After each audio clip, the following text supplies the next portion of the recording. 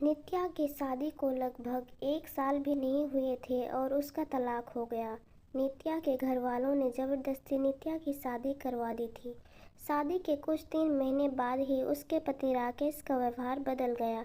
वो नित्या से हमेशा झगड़ा ही करता रहता था। राकेश एक कंपनी में काम करता था और रोज़ शाम को देरी से घर आता था क्योंकि ऑफिस के बाद वो दारू पीने के लिए रुक जाता था।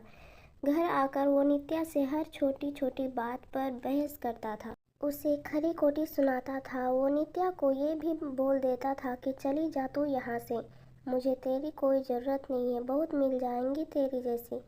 नित्या उसका ये व्यवहार चुपचाप सहन कर रही थी। उसने अपने घर पर भी इसके बारे में कुछ नहीं बताया था। वो अपने घर वालों से नाराज़ थी। उन्होंने ज़बरदस्ती उसकी शादी जो करवाई थी।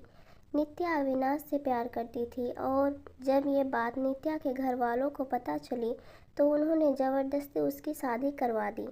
अविनाश उस वक्त कुछ नहीं कर पाया क्योंकि नित्या के पापा ने अविनाश के खिलाफ पुलिस कंप्लेन कर दी थी कि वो नित्या को परेशान करता है और इसी कारण वो कुछ दिनों के लिए जेल में था।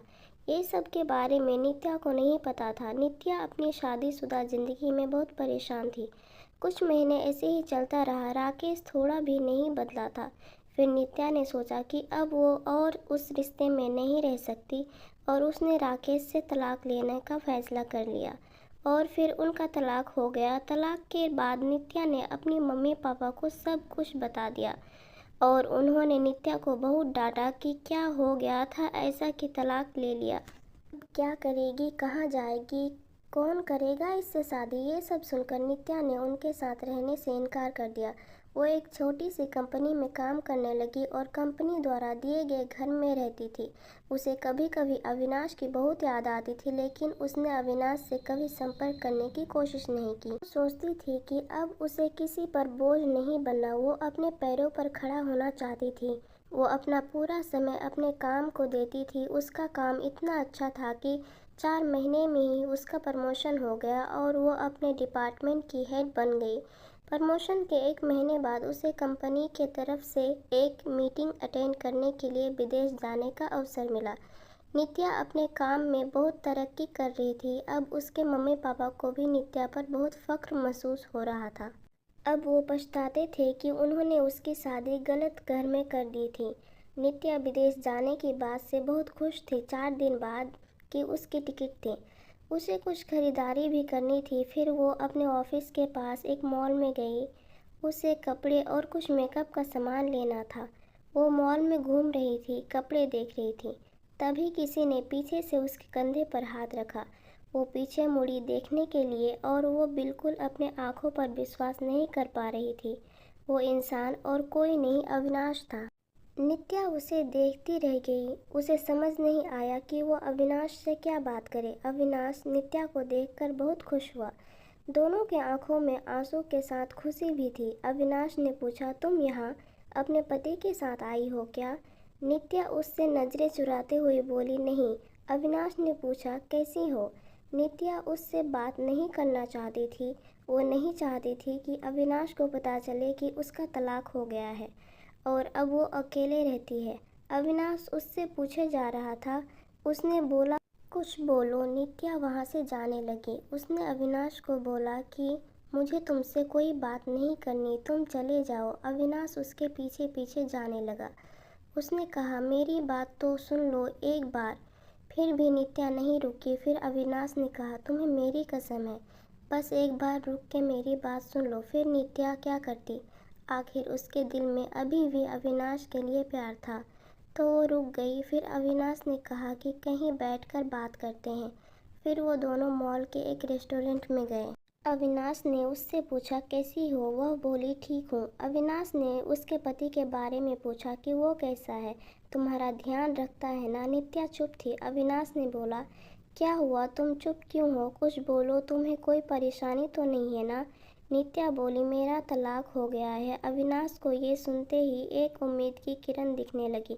उसने पूछा, कब और क्यों? नित्या ने उसे सब बताया। अविनाश ने बोला, फिर अब तुम अकेले क्यों रहती हो? तुम अपने मम्मी पापा के पास क्यों नहीं गई या मुझे कोई क्यों संपर्क करने की कोशिश नहीं की?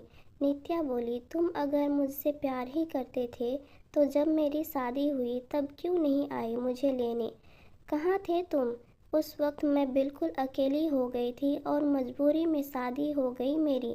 अविनाश ने पूछा, क्या तुम्हारे पापा ने नहीं बताया कि उन्होंने मुझ पे पुलिस केस कर दिया था? मैं जेल में था कुछ महीने।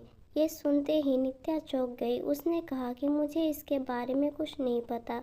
अविनाश ने उसे पूरी बात बताई। नित्या बोली, मैं माफ़ी मांगती हूँ तुमसे, अपने पापा के तरफ से। अविनाश ने कहा, अब वो बात को जाने दो, मैं भूल चुका हूँ वो सब, अभी की बात करो। अविनाश ने बिना देर किए उससे पूछ लिया, क्या अब तुम मुझसे शादी करोगी? नित्या बोली, क्या तुमने अभी तक शादी नहीं की? अविनाश ने कहा, नहीं, मैं अभी अपने करियर पर ध्यान दे रहा हूँ और यह कुछ काम से ही आया था।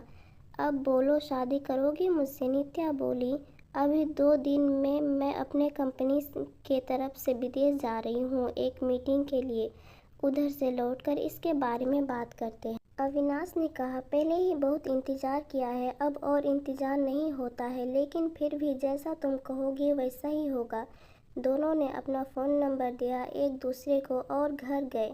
अविनाश उसे रोज़ फ़ोन करके उसका हाल चाल पूछता रहता था।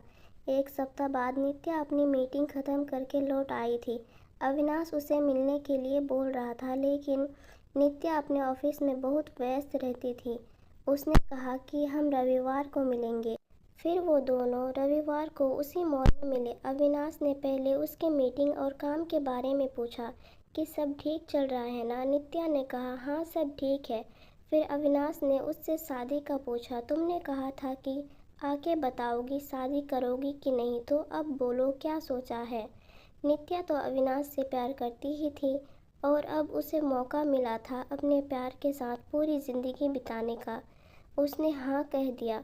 दोनों बहुत खुश थे। नित्या ने अपने घर पर अविनाश के बारे में सब कुछ बता दिया और इस बार उसके घर वाले उस फैसले से मान गए, क्योंकि पहले उनसे एक गलती हो चुकी थी। अब वो फिर से अपनी बेटी को तकलीफ में नहीं देखना चाहते थे।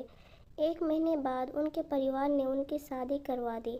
अविनाश ने अपना खुद का एक बिजनेस स्टार्ट किया था, तो अब नित्या उसके साथ उसके बिजनेस में हाथ बटाती थी और वो दोनों खुशी खुशी हमेशा के लिए एक साथ हो गए। स्टोरी अच्छी लगी हो तो लाइक करें और ऐसे ही वीडियोस के लिए चैनल को सब्सक्राइब करें।